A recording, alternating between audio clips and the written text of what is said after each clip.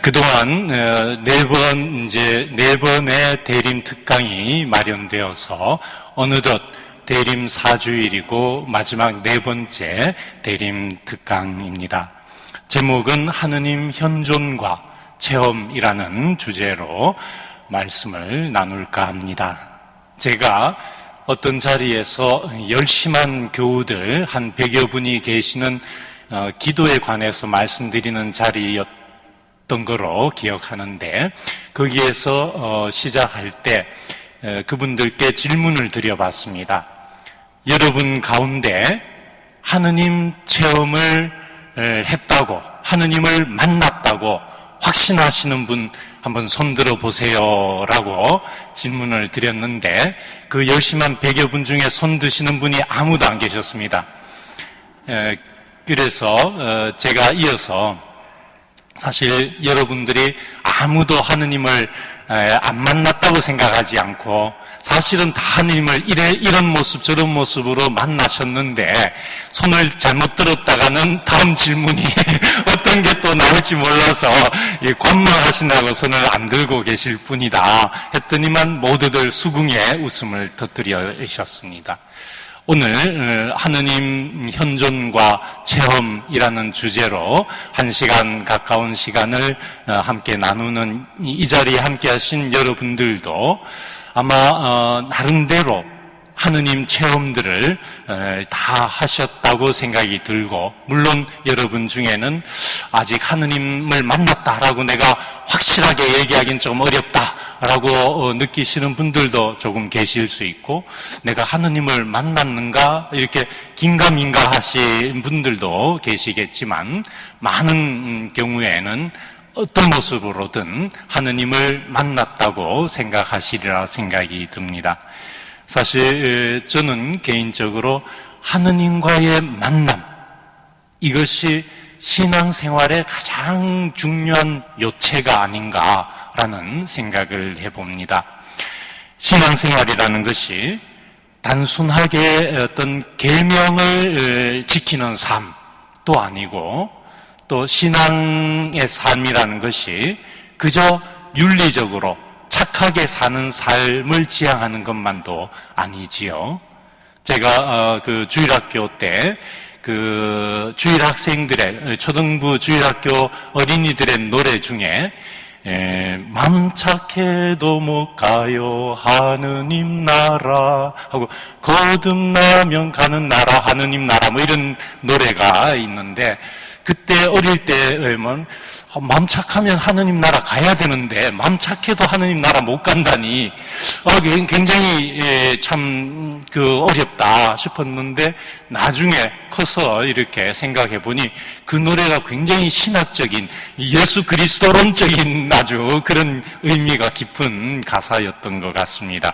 어쨌든 우리의 신앙생활이 그저 윤리적으로 마음 착하게 사는 삶을 지향하는 것만은 아닌, 우리의 신앙생활의 요체는 사랑이신 하느님을 만나고 그 사랑이신 하느님과의 인격적인 관계를 깊여나가는 삶, 이것이 신앙생활의 요체다, 저는 이렇게 생각이 듭니다. 또 다르게 또 좀 표현해 보면, 우리 신앙생활이라는 것이 하느님께서 주시는 선물들, 여러 가지 영적인 선물이든 혹은 물적인 어떤 재화로서의 어떤 축복이든 하느님께서 주시는 어떤 선물을 추구하는 삶이 아니라 하느님을, 사랑이신 하느님을 추구하는 삶이다, 이렇게도 표현할 수 있을 것 같습니다. 왜냐하면 하느님은 사랑이시고 우리 인간은 사랑에서 난 존재이기 때문에 사랑을 갈구하게 되어 있다는 거죠. 그래서 우리는 사랑이신 그 하느님, 우리가 결국은 우리의 존재가 출발했고 또 우리의 이 삶의 여정이 마치는 날 결국 그 품으로 돌아가게 될 사랑이신 그 하느님을 찾게 되어 있다는 것, 그것이 우리 인간 존재라는 겁니다. 그 파스칼이라는, 블레이즈 파스칼이라고 하는 유명한 그 불란서 17세기의 철학자면서 수학자 파스칼의 빵세라고 그죠? 그 유명한 책도 생각들의 모음도 유명한데 그분이 어떤 표현을 했냐면 인간의 마음에는 하느님 외에 그 어떤 것으로도 채울 수 없는 하느님 형상의 빈 공간이 있다. 이런 표현을 했습니다.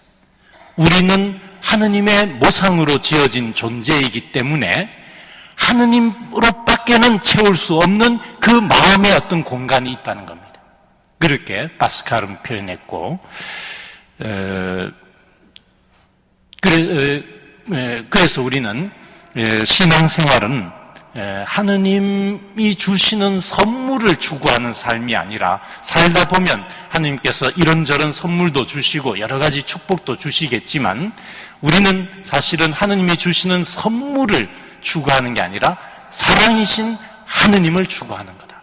그래서 그것을 십자가의 성요한 가르멜의 대성인 중에 한 분이시고 교회의 학자 타이틀을 받으신 십자가의 성요한께서는 나다와 또도라는 표현을 써서 나다라는 말은 영어로 하면 nothing, 무에 해당하고 또도는 total, 전체, 전부에 해당하는 단어인데 하느님만이 또도이시고 하느님 아닌 다른 모든 것은 그것이 비록 하느님께서 주시는 선물이라 할지라도 하느님 아닌 다른 모든 것은 나다다, nothing, 무다 이렇게 그래서 다른 하느님 아닌 다른 모든 것을 배제하고 오직 하느님만을 찾아서 가는 이 길을 말하자면 가르멜 산길에 비유해서 책도 쓰시고 그랬습니다.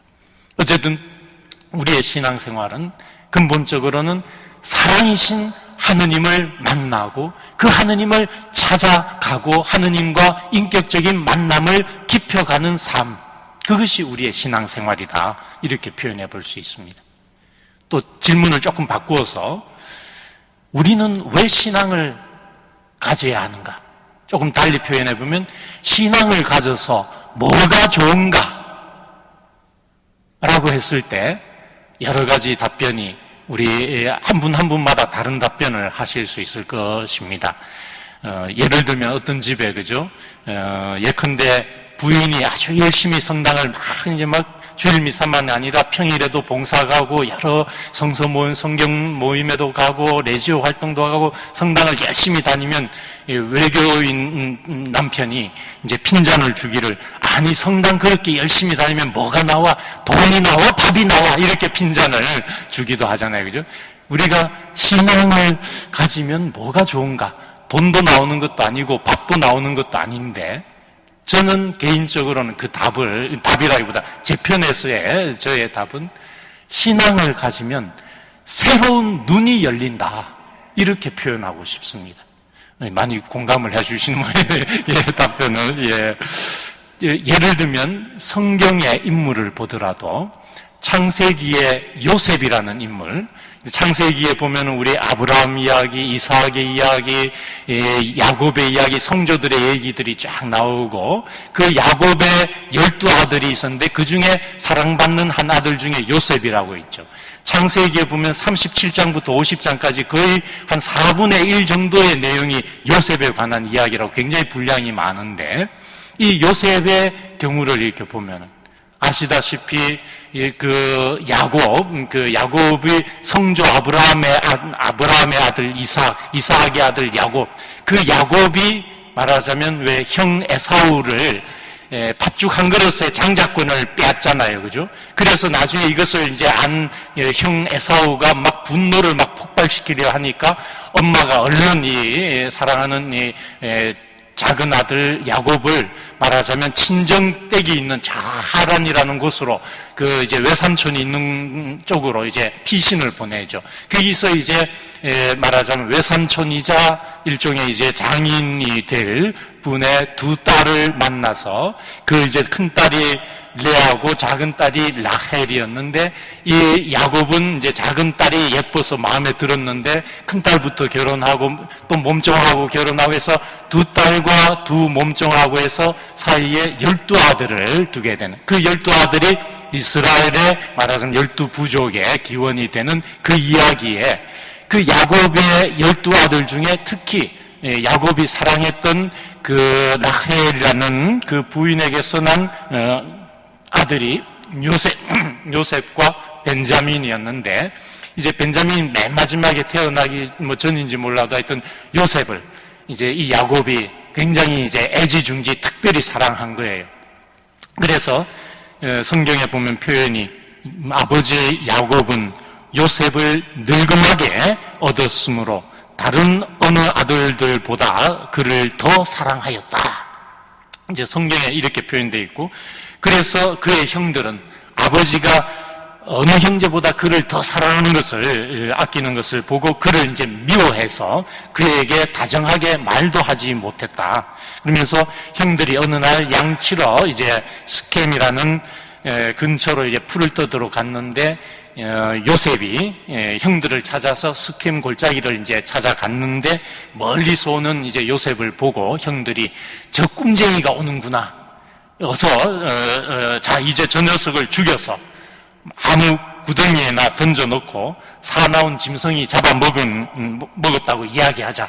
그리고 저 녀석의 꿈이 어떻게 되어가는지 지켜보자. 이제 이렇게 이제 형들이 죽일 모의를 하고 그러자 이제 제일 맏형이 그래도 피부친데 우리 피는 흘리지 말자라고 이렇게 하고 또 유다 형이 이제 저기 이스마엘 사람들이 있으니까 저기에다 팔아버리자 뭐 이렇게 해서 여차여차해서 죽임은 면하고 이제 에집트로 팔려가게 되고 그죠? 그 에집트에 팔려가가지고 여차저차 그 에집트 파라오의 경비대장의 그 이제 말하자면 집에 하인으로 들어갔다가 이제 이게 누명을 쓰고 감옥에 갇히게 되고 거기에서 같이 갇혀있던 그 죄수의 어떤 꿈풀이를 해주고 그것이 나중에 연결되어서 파라오의 꿈을 풀이해주고 그래서 7년간 대풍년이 오고 이어서 7년간 대기근이 올 거라는 것을 알아맞추고 미리부터 풍년 때 잘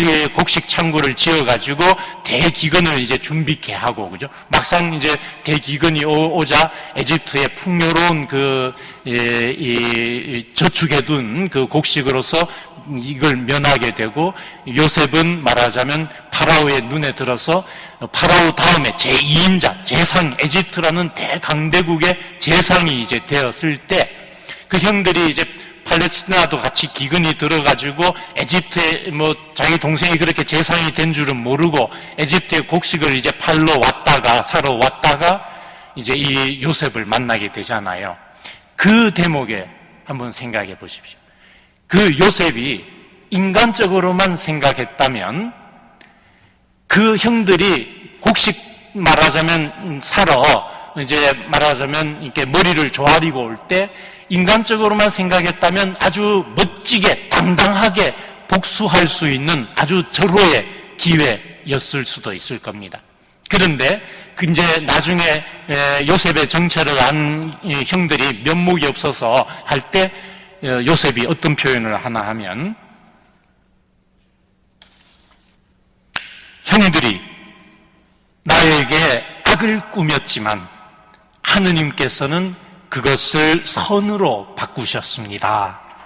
그것은 오늘 그분께서 이루신 것처럼 큰 백성 이스라엘을 살리시려는 것이었습니다. 라고 이렇게 얘기를 합니다. 그러니까 요셉은 여기서 신앙의 눈으로 그 상황을 해석을 하는 거지요. 그냥 인간적인 눈으로만 받아들였다면 절호의 찬스다. 형들에게 내가 아주 멋지게 이게 아주 이 위세를 부리면서 복수를 아주 멋지게 할 수 있는 찬스다라고 생각할 수도 있었겠지만 그것이 아니라 신앙의 눈으로 그 모든 것을 해석하면서 신앙의 눈으로 보니까 이 모든 것이 형들은 비록 악한 마음으로 악을 지었지만 하느님께서는 그 형들이 지은 악을 가지고조차도 선을 이끌어내시고 먼 훗날 오히려 큰 이스라엘 백성을 살리시기 위한 원대한 계획이었다는 것을 신앙의 눈으로 보게 돼 알아본 것이죠. 이것이 말하자면 신앙이 갖는 큰 어떤 선물이라고 할 수 있어요. 왜 신앙을 우리가 가져야 되는가? 신앙을 가지면 눈에 보이지 않는, 인간적인 눈으로는 볼 수 없는 가치를 볼 수 있게 되는 새로운 지평이 열리기 때문입니다.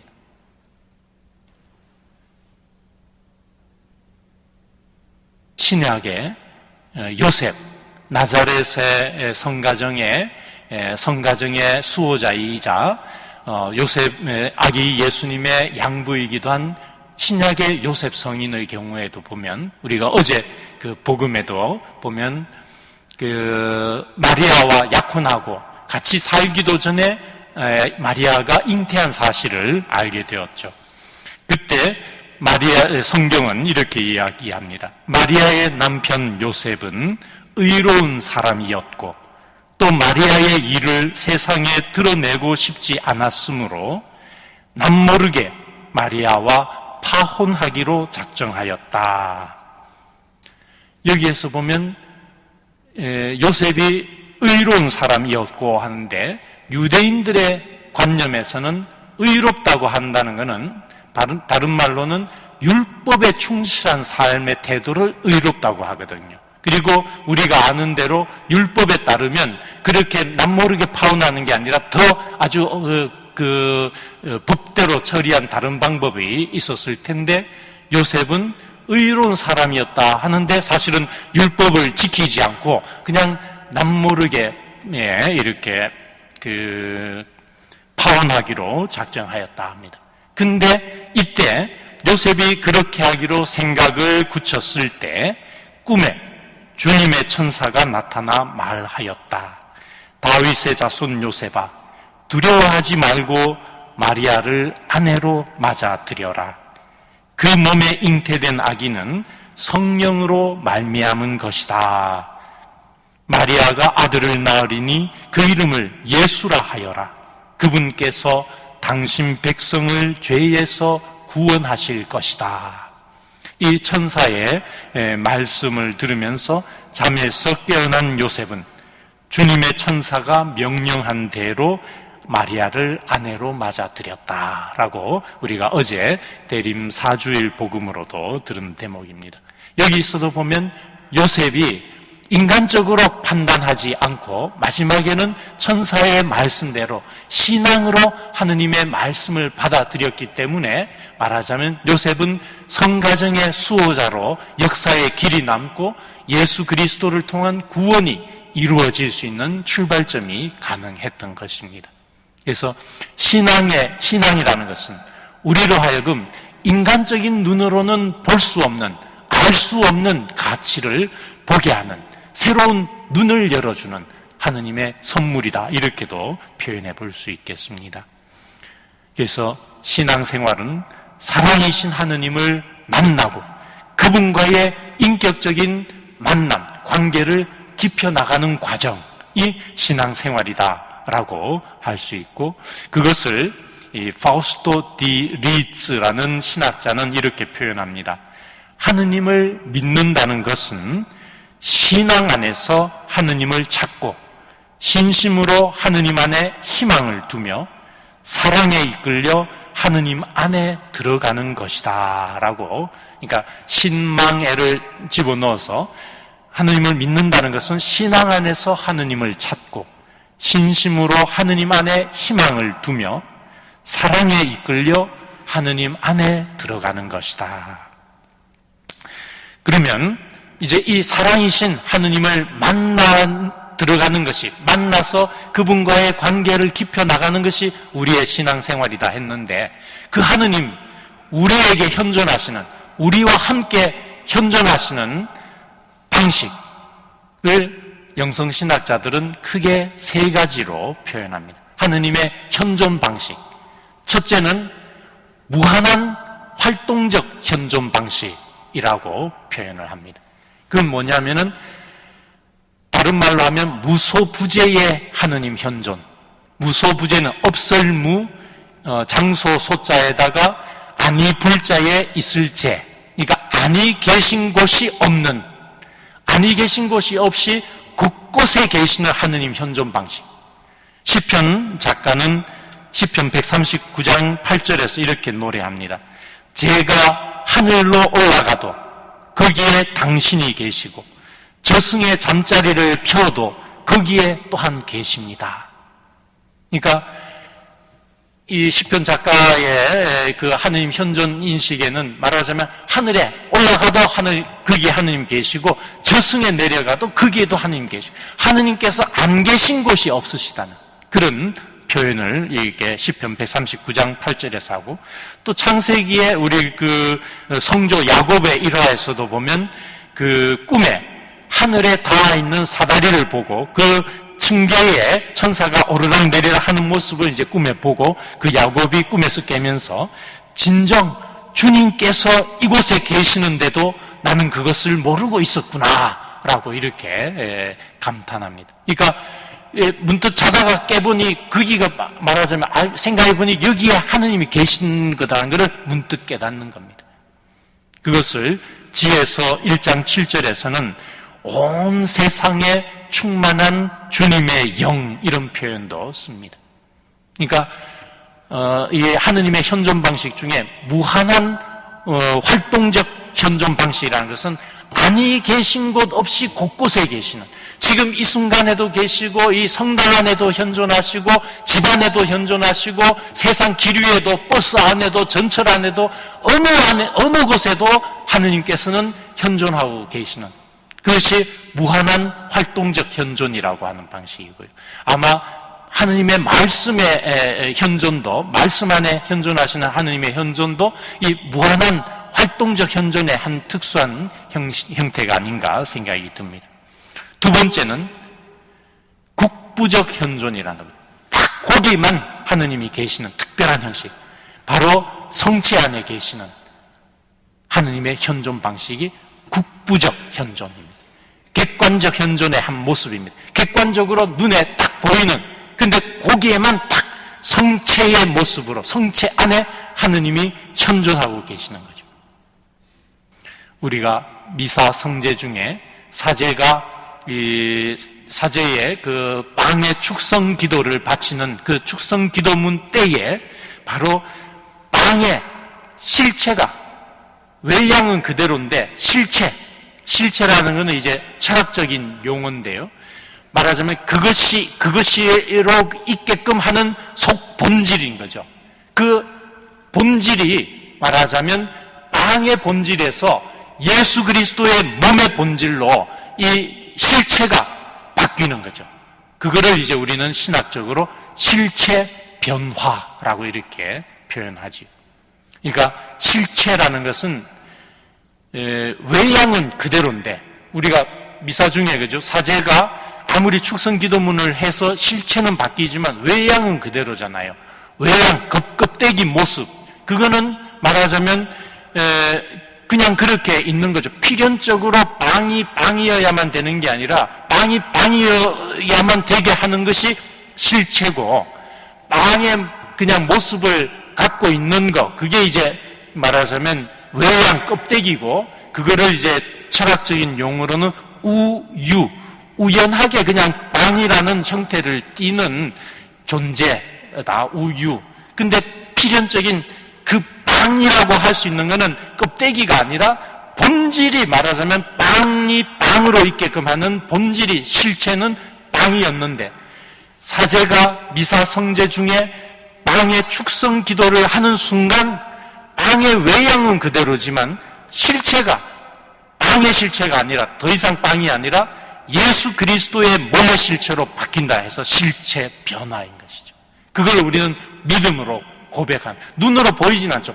빵의 외양은 그대로 빵처럼 보일 뿐이지만 실체는 이미 이제 예수님의 몸으로 변화해서 예수님의 몸이 성체 안에 하느님께서 말하자면 예수님의 몸으로서, 실체로서 현존하고 계시는, 이렇게 국부적으로 객관적으로 현존하는 하느님의 현존 방식을 국부적 현존 방식, 이렇게 얘기를 합니다.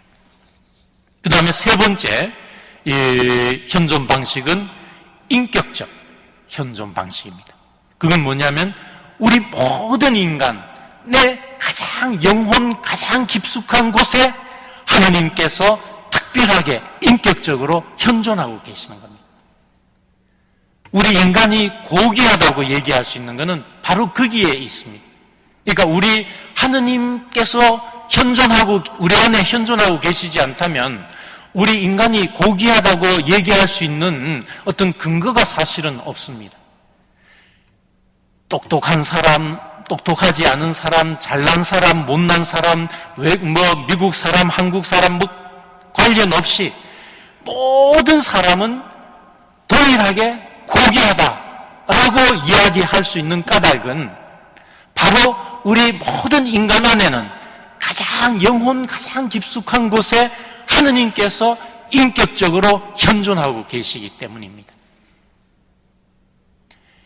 십자가 대데레사 아빌라의 대데레사 성녀께서는 역시 교회의 박사라는 칭호를 시에나의 카타리나 성녀와 함께 성녀들, 여성들 중에서는 최초로 교회 박사라는 타이틀을 받으신 성녀 중에 한 분이신데 지금은 이제 그 후로도 아기 예수의 데레사, 소아 성녀 데레사도 교회 박사 타이틀을 받으셨지만 어쨌든 1970년대인가 하여튼 시에나의 카타리나와 함께 교회 박사라는 타이틀을 최초로 받으신 여성이 아빌라의 데레사 성녀이신데 이 아빌라의 데레사 성녀가 지은 영혼의 성이라는 책 안에 보면 인간의 영혼을 일곱 말하자면 수정방처럼 수정궁처럼 일곱 겹으로 쌓여진 모습으로 이렇게 묘사를 하면서 한 겹 한 겹 이렇게 더 들어갈수록 가장 칠궁방 가장 영혼의 가장 지고하고 지성한 어떤 그 영혼의 가장 깊숙한 곳에 하느님께서 인격적으로 현존하고 계시다는 이런 이야기를 하십니다. 그거를 이렇게 표현할 수 있습니다. 하느님의 모상은 실제로 우리 인간마다 하느님의 모상으로 지어졌는데요. 그 하느님의 모상이라는 것은 고대인과 현대인 혹은 서양인과 동양인 뭐 이런 차이가 없이 사람마다 제각각인 것이 아니라 모든 이가 동일한 하느님의 모상을 지니고 있다라고 교회는 이야기합니다.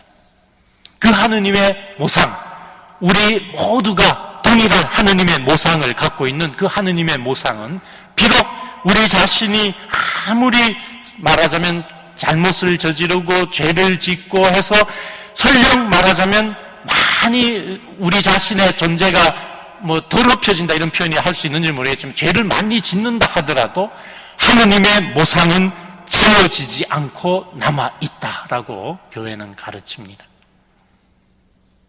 그렇게 우리 한 사람 한 사람 안에 능력이 높고 낮고를 떠나서 잘 살고 못 살고를 떠나서 잘생기고 못생기고를 떠나서 나이 많고 적고를 떠나서 모든 인간은 어느 나라 국민을 막론하고 신앙인이든 비신앙인이든을 막론하고 모든 사람은 하느님의 모상대로 지어졌고 하느님 그 안에 영혼 가장 깊숙한 곳에 하느님께서 인격적으로 현존하고 계시는 그것이 인격적 현존, 하느님의 세 번째 현존 방식입니다. 이 하느님의 현존 방식이 이렇게 크게 세 가지로 이렇게 신학자들은 표현을 하고 우리의 신앙생활, 살아계신 하느님과의 만남을 깊혀가는 삶이라고 표현했는데 달리 표현하면 그 하느님을 말하자면 그 인격적으로 하느님의 현존을 인식해 나가는 삶이다 이렇게도 표현할 수 있습니다. 하느님을 만난다는 것이 인격적으로 만난다는 것이 하느님의 현존을 내가 인식하는 것. 그거를 16세기 17세기에 1600년대에 사셨던 17세기에 불란서의 가르멜 수사님이셨던 가경자 부활의 노렌조 수사님은 이렇게 표현합니다. 제가 보기에는 영적인 삶 전체가 하느님 현존에 달려 있습니다. 하느님 현존 의식을 제대로 연습하면 얼마 지나지 않아 온전히 영적인 삶을 살 수 있을 것입니다. 만일 제가 설교자라면 하느님의 현존을 연습하는 것 외에 다른 것은 설교하지 않겠습니다. 만일 또 제가 영적 지도자라면 저는 모든 사람들에게 하느님의 현존 수업을 하라고 권하겠습니다. 그만큼 저는 그 하느님 현존 수업이 꼭 필요하고 우리의 신앙생활에 꼭 필요하고 또 쉽다고 생각합니다 라고 이야기합니다. 17세기 가르멜의 평수사님이셨습니다. 이분은 사제는 아니시고 평수사님인데 아주 그냥 노동수사님으로 계셨지만 아주 덕행이 출중하셔가지고 300여 년이 흐른 후에도 그분의 말하자면 가르침이 남아있을 정도로 아주 뛰어난, 그래서 가경자로 지금 선포되어 계신데, 이분은 하느님 현존을 깨달아 나가는 것, 그것이 말하자면 우리 신앙생활, 영성생활에 제일 중요한 거다 이렇게. 그리고 당신이 만약에 사제라면 하느님 현존을 많이 연습하라고, 하느님 현존 수업을 하라고, 그것만 설교하겠다고 할 정도로 그만큼 하느님 현존 수업이 중요하다 이런 표현을 합니다. 하느님 현존이라는 것은 말하자면, 쉽게 말하면 우리가 하느님 앞에 나와 있다는 것, 하느님 앞에 와 있다는 것을 느끼는 것, 의식하는 겁니다.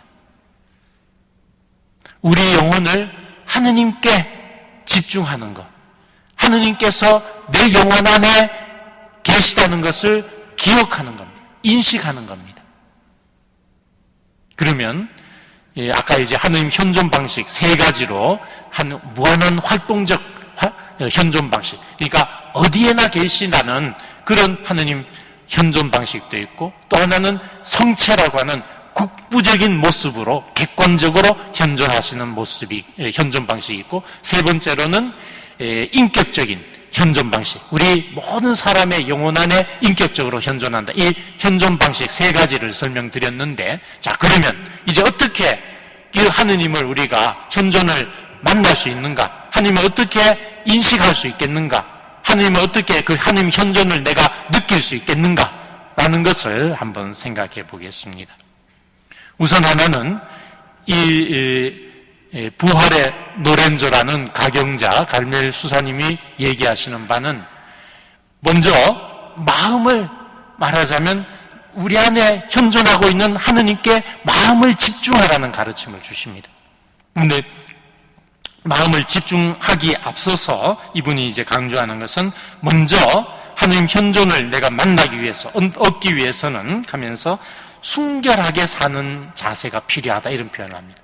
우리가 마테오복음 5장 참 행복 8가지에도 보면, 행복하여라 마음이 깨끗한 사람들, 그들은 하느님을 볼 것이다 라고 이야기하죠. 그러니까 우리가 마음의 순수함을 가지고 마음이 깨끗하게, 사심, 욕심 막 이런 거로 어지러워지지 않고 순수하게 마음이 깨끗하게 갖는, 이것이 이제 하느님을 만나 들어가는데 전제가 되는 모습이고, 그런 속에서 말하자면 우리 안에서 현존하는 그 하느님을 향해서 마음의 눈을 들어서 그 우리 안에 현존하는 하느님께 마음을 집중해 보라는 겁니다. 계속 마음을 집중하고 마음을 들어 올려서 내 안에 현존하시는 하느님을 만나 뵈려고 이렇게 마음을 집중하는, 그러다 보면은 조금씩 하느님의 현존감을 느끼시게 된다는 겁니다.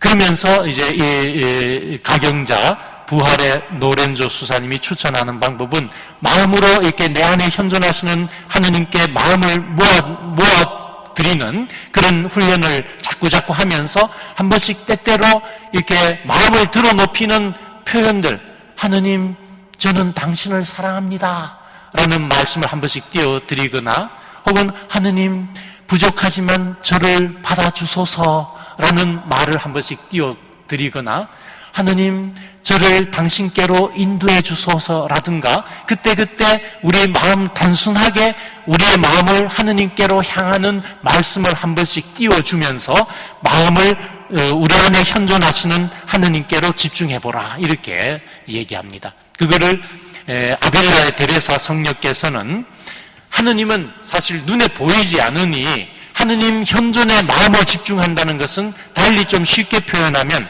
우리 안에 계시는 그 하느님 현존을 인성을 취하신 예수 그리스도를 내 앞에 모시는 것처럼 그려보라. 그래서 마음 안에 하느님은 현존하시는데 하느님은 사실 눈에 보이는 분은 아니시니 인성을 취해서 우리의 살과 피를 취해서 오신 예수 그리스도를 내 앞에 모시듯이 그려보고 그 길을 마음의 눈을 들어서 그분을 바라보라 이런 표현을 하십니다. 그러니까 아빌라의 데레사 성녀는 예수 그리스도를 우리 안에 현존하시는 하느님을 인성을 취하신 예수 그리스도의 모습으로 내 앞에 모시고 그분을 눈을 들어서 바라보라, 마음의 눈으로 그분을 바라보라 이런 표현을 쓰시고 이 부활의 노렌저 수사님은 마음을 집중해서 하느님 현존의 마음을 자꾸 있게 해서 내가 하느님 앞에 있다는 것을 하느님께서 내 앞에 계시다는 대로 마음을 집중해보라. 그러면서 마음에서 우러나오는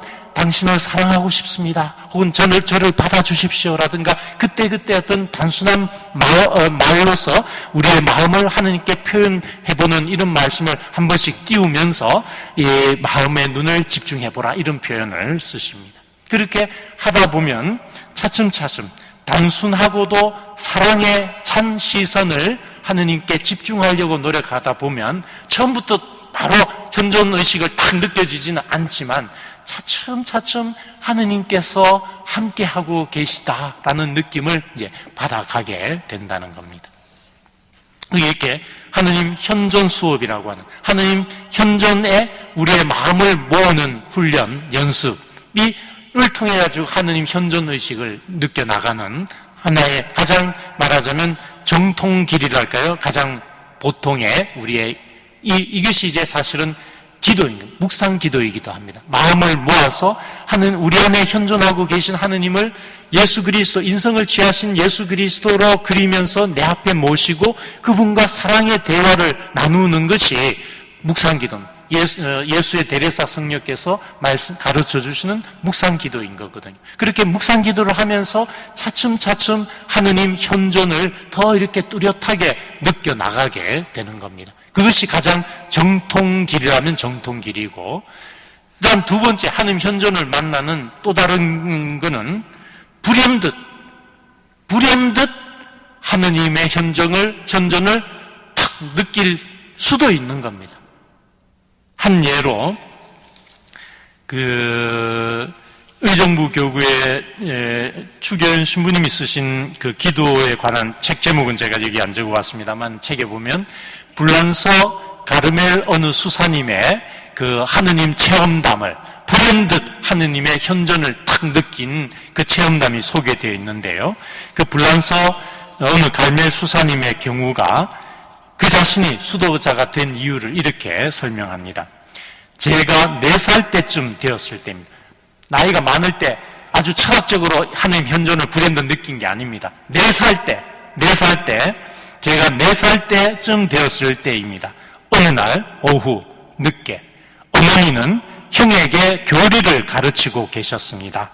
하느님은 어디 계시지? 하느님은 어느 곳에나 계시고 하늘에도 땅에도 모든 장소에 계십니다.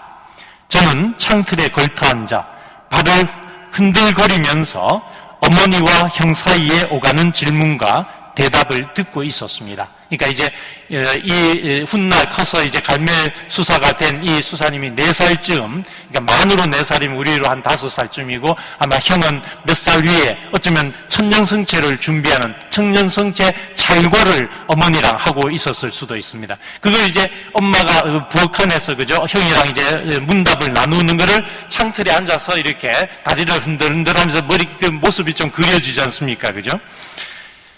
아무도 저에게 관심을 갖지 않았지만 저는 혼자서 어머니의 질문과 형의 대답을 웅얼거리고 있었습니다. 하느님은 어디나 계시고 하늘에도 땅에도 모든 장소에 계십니다.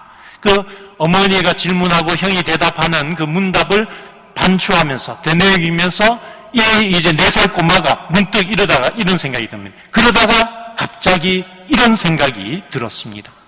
하느님이 어디에나 계신다면 바로 여기에도 계시지 않는가. 그 순간 식당, 내가 있던 우리 집의 식당 안이 빛으로 가득 찼고 하느님께서 함께 계신 것을 알게 되었습니다.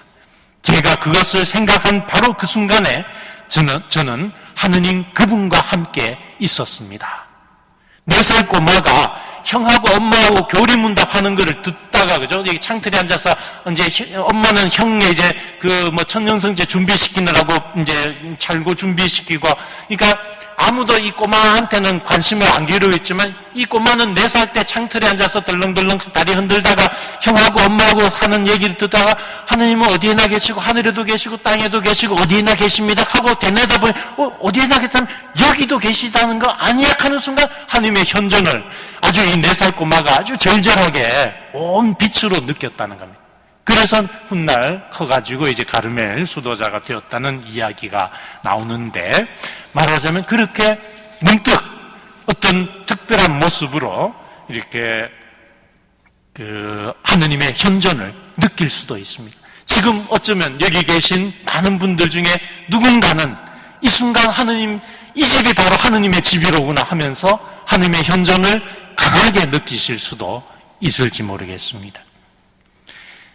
하느님의 현존을 만나는 또 다른 어떤 통로는 삶의 어느 순간에 하느님께서 느닷없이 말하자면 우리 삶 안으로 치고 들어오시는, 하느님께서 갑작스럽게 어떤 모습으로 개입하시는 경우가 있습니다. 그것이 어떤 경우에는 사건의 모습으로, 혹은 어떤 가족 중에 어떤 누군가가 어떤 모습으로, 다양한 모습을 통해 가지고 하느님께서 개입하시거나, 또 때로는 드물게는 하느님께서 직접 어떤 모습으로 개입하시기도 합니다.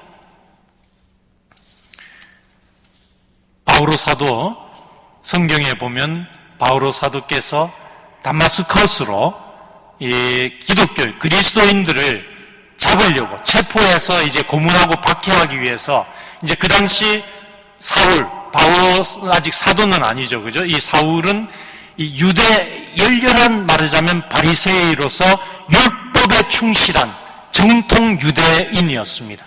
그래서 말하자면 이 율법을 잘 지키지 않고 안식일도 잘 지키지 않고 그리스도인들이라고 하는 무리들을 말하자면 잡아들이기 위해서, 율법의 어떤 충실함을 보존하기 위해서 다마스커스로 이제 그리스도인들을 잡으러 이제 길을 떠났잖아요. 말 타고 가다가 갑자기, 그죠? 이렇게 빛이 번쩍하면서 소리가 들리면서 아무것도 보이지 않으면서 이제 소리를 듣게 되면서 누구십니까 할 때 내가 박해하는 예수다 하면서 예수 그리스도께서 이 바오로 사도에게 어떤 모습으로 나타나신 거잖아요. 그렇게 어떤 극적인 모습으로 하나님께서 개입하실 수도 있는 겁니다. 저도 개인적으로는 수도원에 살 때 하느님의 어떤 개입을, 하느님의 개입이라고 밖에는 이해할 수 없는 하느님의 개입을 겪어본 적이 있습니다. 수도원의 공동체에 이제 살 때 이제 어느 선배 수사님께서 계속 이제 저에게 뭐를 이제 잔소리를, 그 당시 제가 느끼기로는 잔소리를 막 그냥 아주 뭐를 해도 잔소리를 많이 꾸중을 하시고 잔소리를 많이 하셨어요.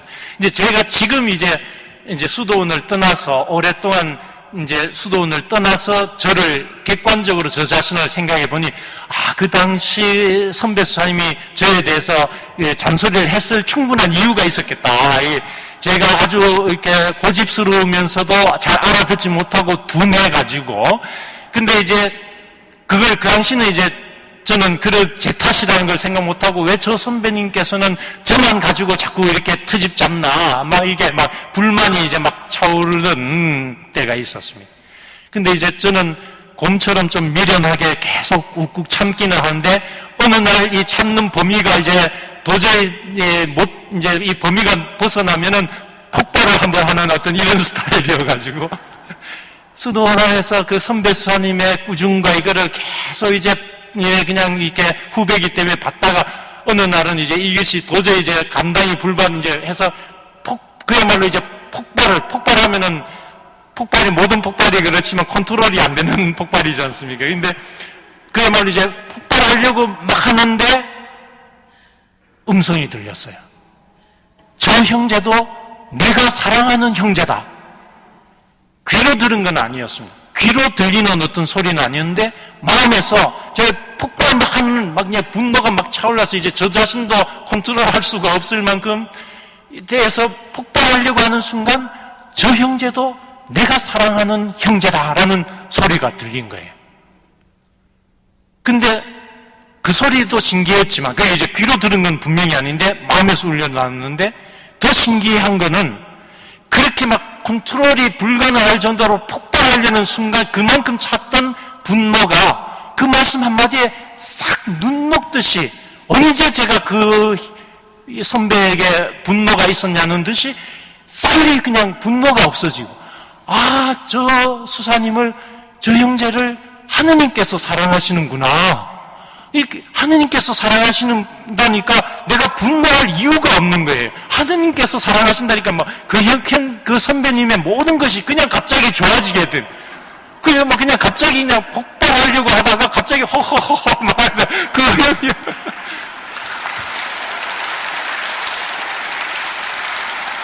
감사합니다. 그래서 정말 그 분노가 일거에 사라지면서 하느님께서 사랑하는 형제니까 내가 분노할 이유가 없고 그 선배님이 이제 뭐라고 하든 그냥 좋아서 좋습니다. 하하하 좋습니다. 그러면 마음에서 우러나오는 대로 100%다 그냥 일치를 해드리니까 나중에는 이제 그 선배님도 타박하지 않고 오히려 저를 인정해 주시고 아껴주시고 그래서 굉장히 좋은 선후배 관계가 되는 그런 경험이 한번 있었습니다. 그때 저는 그 하느님의 음성이랄까요. 정말 컨트롤이 불가할 정도로 폭발하려는 바로 그 순간에 저 형제도 내가 사랑하는 형제다라는 이게 소리 아닌 소리로 들었고 그 순간 갑자기 분노가 눈 녹는 것도 아니라 순식간에 그냥 분노 자체가 없어져 버리는 그런 체험을 하면서 이렇게 훗날에도 그때의 그 체험을 이렇게 곰곰이 새겨보면 사실은 그러한 특별한 순간에 하느님께서 저에게 제 삶 안에 개입하셨다고 느끼는데 이것은 하느님께서 말하자면 장기나 바둑으로 치면 하수를 대하신 것이었다 이렇게 느껴집니다.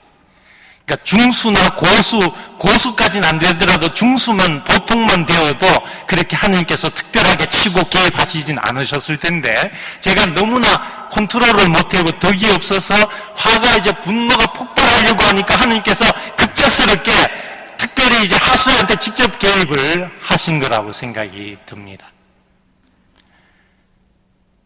그래서 어떻게 보면 하느님께서 우리에게 그런 특별한 일들이 저도 그런 특별한 하느님의 개입이 자주 있었던가 결코 아닙니다만은 그런 어떤 특별한 개입은 하수에게 대하시는 하느님의 방식이 아닌가 이런 생각을 해보고 오히려 보통 사람으로서 혹은 신앙생활의 고수에게는 그런 특별한 모습이 아니라 일상 안에서 다가오시는 일상 안에서 우리를 부르시고 일상 안에서 우리가 당신을 알아뵙기를 바라시는 그래서 일상의 모습으로 늘 함께 하는데 우리는 이제 그분의 함께 하고 계시는 모습에 눈을 못 돌리고 있고 하느님의 그 현존을 우리가 못 알아채고 있지만 사실은 하느님께서 우리를 중수 내지 고수로 대해 주시면서 그러한 숨어 계신 하느님 우리와 함께 하고 계신 하느님을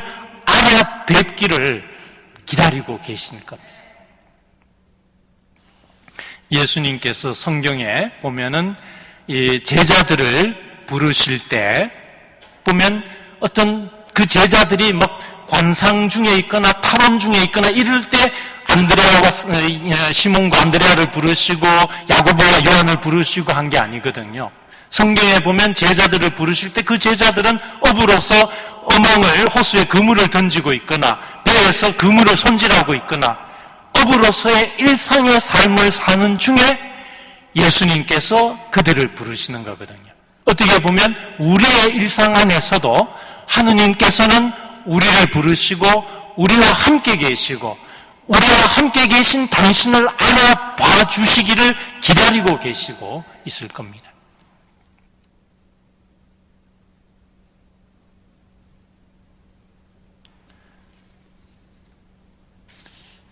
우리가 하느님의 현존을 만나는 방법으로 우리 안에 현존하시는 하느님께 마음을 모아가는 이 하느님 현존 수업을 통해서, 그것이 곧 묵상기도이기도 한데, 그렇게 하느님의 현존을 조금씩 우리의 마음을 모아가는 정통적인 방법이 있다 그랬고, 하느님을 문득 불현듯 하느님의 현존을 느낄 수도 있고, 또 하느님께서 하느님 편에서 우리에게 개입해 들어오실 수도 있다, 이런 말씀을 드렸습니다. 그 외에 우리가 하느님을 만날 수 있는 방법은, 하느님의 현존을 체험할 수 있는 방법은 사실은 하느님 편에서 교회를 통해서 이미 여러 가지 방법을 마련해 주셨습니다. 성사가, 칠성사가, 교회 안에 하느님께서 예수 그리스도를 통해서 제정하신 성사가 바로 하느님과 통교하기 위해서 교회 안에 세워주신 제도인 것이죠. 그 중에 우리가 다른 신품 성사라든가 이런 성사는 자주 하는 것은 아니지만 매일같이 하실 수 있는 것이, 그죠? 성체 성사, 말하자면 미사 성제를 통해서 하느님의 현존을 우리가 모실 수 있는 것이고, 또 성체 조배를 통해서 하느님 현존 앞에 우리가 대면할 수 있는 것이고, 그래서 교회는 성체를 통해서 우리 모두에게 우리를 하느님 현존 앞으로 부르시고 계시는 거죠. 그래서 성체 조배를 감실 앞에서 이렇게 저희가 한 달에 한 번씩 첫 목요일 날 저녁 8시에 성체를 모시고 성체 조배를 이렇게 명동에서도 하고 있습니다만은, 그렇게 성체를 이렇게 현시하면서 밖에 현시하지 않고서도 감실 안에 성체가 모셔져 계셔도 감실 안에 성체의 모습으로 하느님은 현존하고 계시거든요.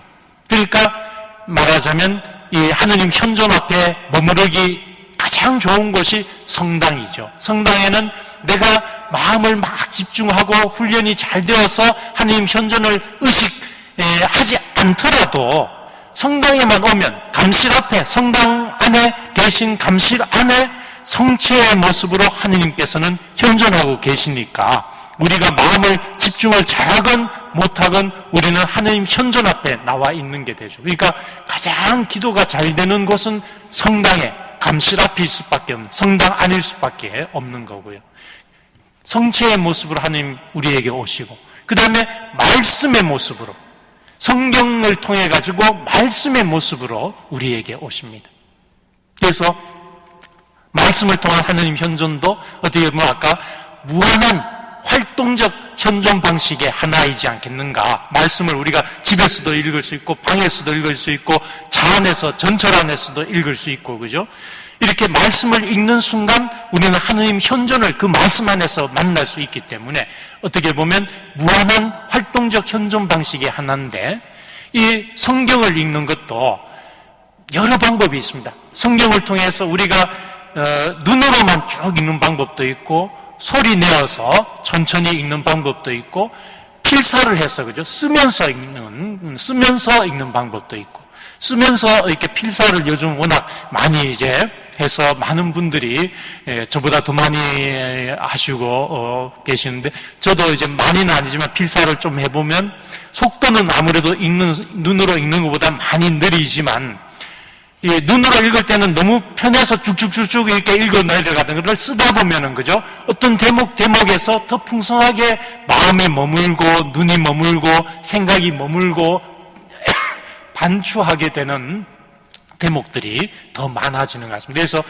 필사도 굉장히 은총 풍부한 성경을 읽는 방법 중에 하나고, 또 하나 혹시 가능하시다면, 그러니까 그런 필사나 이걸 다 해보고 또 다른 좀 색다른 성경 읽기에 도전해보고 싶다라는 분들이 계시다면, 저는 그 외국어 성경, 그러니까 영어 성경, 요즘은 인터넷에도 우리가 비싼 영어 성경책을 안 사시더라도 이렇게 인터넷에 성경, 영어 성경 본문을 어렵지 않게 이렇게 접하실 수 있을 겁니다. 그 영어로 된 성경을 한번 이렇게 읽어보시라라는 것도 한번 추천해 보고 싶습니다. 우리 중에 뭐 물론 영어가 아주 능통하신 분들도 계시지만 굳이 능통하시지 않아도 됩니다. 그냥 사전 찾아서 오히려 떠듬떠듬 찾아 읽는 것도 굉장히 풍요로운 읽음이 될 수 있습니다. 저도 옛날에 공부할 때 성경을 이제 외국어로 읽다 보면, 예를 들면 우리 창세기 1장 1절에 보면 한 처음에 하느님께서 하늘과 땅을 창조하셨다 이렇게 진행되잖아요. 근데 우리말은 너무나 이제 뭐 거침이 없고 걸릴 곳이 없기 때문에 쭉쭉쭉 읽어다 보면 그 1장 1절에서 특별히 막 묵상을 하거나 이럴 경우가 별로 없는데, 읽을 책도 많고 하니까. 근데 예를 들어서 영어로 지금 영어 성경을 읽어서 In the beginning God created heaven and earth, 만약에 이렇게 1장 1절을 영어로 읽는다고 치면 In the beginning, 한 처음에 태초에 하면서 평상시 우리말로 읽어서는 그냥 쭉쭉쭉쭉 넘어갈 대목도 영어로 읽다 보면 그 한 대목 표현에 꽂혀가지고 태초에 하느님께서 지으셨대, 창조하셨대, 이렇게 하느님께서 같이 그를 창조하셨대 하면서 어떤 한 대목 한 대목의 표현에 우리의 마음이 머물면서 우리말 너무 이렇게 쉬워서 이렇게 술술술술 읽어 나가는 것과는 좀 다르게 색다르게 이 묵상을 더 멈추어서 이렇게 해볼 수 있는 것도 영어 성경이나 외국어 성경도 추천해보고 볼 수 있겠습니다. 그래서 뭐 전권을 읽기는 어렵더라도 복음서라든가 이렇게 도전해 보실 수 있고, 또 하나는 이제 더 어려운 대목일지는 모르겠지만, 제가 이태리에서 이제 성경을 공부할 때 본격적인 이제 성경 공부 전에 히브리어, 히라버 배우는 1년 동안 히라버와 히브리만 배우는 과정이 있는데, 예비 과정이. 그때 이태리 한 칠순 할아버지 한 분, 할머니 한 분이 히브리 강의를 같이 들으러 오셨어요. 그리고 그 할머니께서는 히라버 강의도 들으러 오셨는데, 그 연세에 말하자면 성경 원어로 성경을 보시려고 도전하시고 그 과정을 열심히 이렇게 따라가시는 모습을 보았습니다. 그래서 지금 뭐 이렇게 사실 원서로 히브리 말로 구약을 읽고 히라버 성경으로 신약 성서를 읽고 하기는 사실 굉장한 도전이 돼서 시간이 너무 들어서 보통 이렇게 권하기는 쉽지 않겠습니다만은, 마르코 복음과 요한 복음은 한번 히라버 성경으로, 요즘 이제 뭐라 그럴까요, 이렇게 리니어 성경이라고나 할까요, 이렇게 줄마다 한 줄 한 줄 이제 히라버 있고 영어 있고 우리말 있고 이런 식으로 이렇게 줄마다 이렇게 있는 성경도 뭐 있고 하니까 어떤 형태로든 그런 도전도, 마르코 복음하고 요한 복음은 혹시 이렇게 히라버 원어 성경도 이렇게 한번 도전해 볼 만하다. 왜냐하면 이게 어렵긴 하지만 굉장히 현대어로 담을 수 없는 그 원문만의 어떤 풍요로운 어떤 그 의미들을 볼 수가 있는 부분도 있어서 도전해 보실 수도 있다. 이런, 어쨌든 성경 말씀 이렇게 읽거나 쓰시거나 여러 방법으로 하느님 말씀을 통해서 우리는 하느님 현존을 접할 수 있다, 만날 수 있다라는 말씀을 드렸고, 세 번째가 다른 성사들, 고해 성사라든가 뭐 병자 성사라든가 이런 성사들이 하느님께서 예수 그리스도를 통해 교회 안에 설정하신 7 성사가 바로 하느님과 우리에게 하느님 당신을 통교해 주시기 위해서 세우신 거라는 거예요. 그래서 보이지 않는 하느님 은총의 실제를 보이는 가시적인 표지로 표상하고 있는 것이 성사들이거든요. 그 중에 이제 우리가 매일같이 접할 수 있는 게 성체성사, 곧 미사 성제인 거고, 그 외에도 성사들을 통해서 우리는 하느님을 체험할 수 있고 하느님의 은총을 만날 수가 있습니다. 그리고 네 번째가 하느님 현존을 만나 들어가는 네 번째 방법이 기도인 거죠. 특히 어떤 묵상기도, 하느님 현존 안에 잠겨 들어가는 기도, 하느님께서 나를 사랑함을 알고 하느님 그분과 단둘이 나누는 우정의 대화, 이것이 이제 묵상기도이거든요. 그러니까 우리가 묵주기도라든가 혹은 주모경이라든가 혹은 순교자들을 위한 기도라든가 여러 기도문이 있는 기도를 우리가 할 수도 있지만, 또 때로는 성당 감실 안에서나 아니면 집안의 고요한 때나 아니면은 사실은 전철 안에서도 얼마든지 우리 마음 안에 현존하시는 하느님을, 현존을 말하자면 내 앞에, 눈앞에 예수 그리스도, 인성을 취하신 예수 그리스도를 내 앞에 모시듯이 하고 거기에 내 마음을 집중해서 하느님 현존 앞에서 그분과 사랑의 대화를 나눌 수 있는 거거든요. 이 묵상기도를 자주 조금씩 하시면서 하느님의 현존의식을 더 이렇게 느끼시게 될 것입니다. 그래서 이 기도를 통해서 하느님을 체험하실 수 있고, 또 끝으로는 일상을 통해서, 일상생활 속에 하느님께서 여러 모습으로 다가오는 것을 우리가 눈을 뜨고 있지를 못해서 그렇지, 하느님 현존에 눈 뜨지를 못해서 그렇지, 지금 이 순간에도 하느님께서는 우리와 함께 계시다는, 우리가 있는 곳에는 언제나 우리 영혼 안에도 현존하고 계시고, 내가 있는 곳 어디에나, 집안에서도, 부엌에서도, 성당 안에서도, 길거리에서도, 전철 안에서도 하느님께서는 우리와 함께 계시다는 것.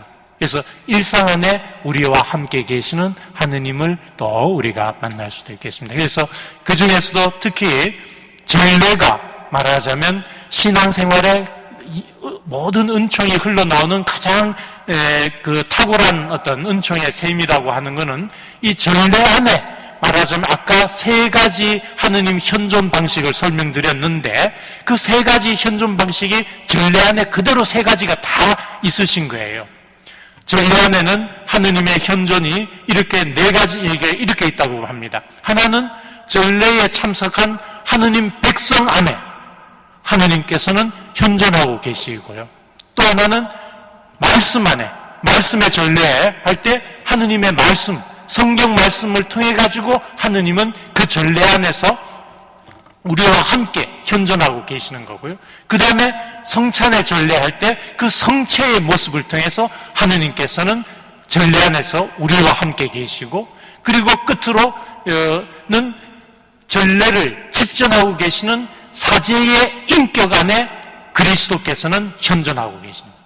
그러니까 이 전례 안에는 말하자면 하느님 백성 안에와 집전하시는 사제의 인격 안에는 세 번째 그 인격적 현존이 계신 거죠. 그죠? 그 다음에 말씀의 형태 안에는 무한한 활동적 현존 방식으로 계시죠. 그 다음에 성체의 모습으로 국부적인 현존을 하시죠. 그러니까 하느님 현존 방식 세 가지가 전례 안에는 다 있는 거예요. 그러니까 전례는 탁월한, 말하자면 우리 신앙생활의 은총의 셈이다, 이렇게 표현할 수가 있겠습니다.